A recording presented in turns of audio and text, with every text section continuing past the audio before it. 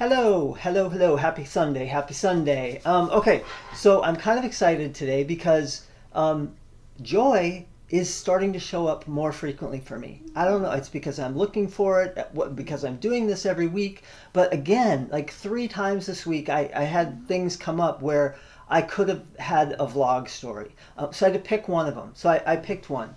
And again, it's kept me up in the middle of the night. I woke up in the middle of the night and I'm thinking about this moment again. So it was that impactful for me. So to start out, I haven't seen my friend David since before the pandemic. This is a friend of mine who we'll usually have lunch every other month or so, not frequently, but we always have great conversation when we do have lunch. And I haven't seen him since before the pandemic. The two of us do belong to this group in town called Philosophy for All, and they meet once a month, and they've of course resorted to Zoom meetings now. Well, we got an email, and I saw the topic for the philosophy meeting, and I thought, oh, that sounds kind of interesting. And so I emailed David and said, hey, what do you think? Should we meet? And then post meeting, you and I can meet and just have a one-on-one conversation. So we agreed to do that. And the conversation, the topic of the meeting was a defense of abortion. And it was about a paper written by a lady named Judith Jarvis Thompson. She's a morality and metaphysics philosopher who just passed away in November of 2020. And she wrote this paper, I want to say in like 1971. It was I think it was just right before Roe v. Wade. So it sounded like kind of an interesting topic. And so we both agreed, hey, let's do it. So stick with me here. I'm coming, I swear. We had this 2-hour meeting via Zoom from 7 to 9, and then David and I connected at 9 o'clock, and we, of course, did our typical family update. He and his wife are foster parents, and they're no longer fostering the son, the one son, the foster son that was with them. They have their own son, but they're no longer fostering, so that was a little bit of a change. We did work updates. Of course, we both talked about work. Of course, did a little bit of politics because, the election's just over. We talked politics. We don't always agree. And then, of course, we continued the abortion conversation. But what really stood out to me, and this is the joy. This is the joy moment. So at the very end, it was getting late. It was after 10 o'clock, and he had to work the next day. And, we'd both been on Zoom since 7 o'clock when the Philosophy for All meeting started.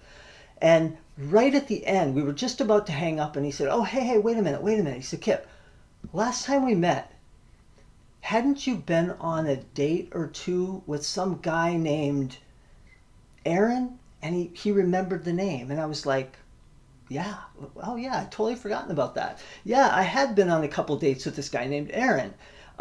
He remembered that, and he asked about that as we were hanging up. And you're wondering, why is it such a big deal? It's a big deal because David is an evangelical Christian. And so for him to ask that is the most amazing, joyful thing in the world. Because homosexuality is an abomination to evangelical Christians, right? But when I'm with David, we're friends. We don't agree. We disagree on lots of things. I don't feel judged. I don't feel persecuted. I don't feel this love the sinner, hate the sin nonsense. I don't feel any of that with him. We're friends. We are different, but we're both human. He recognizes my humanity. He sees my humanity. And I've always felt that. I've always felt like he and I can have differences and still be friends. But when he asked that question,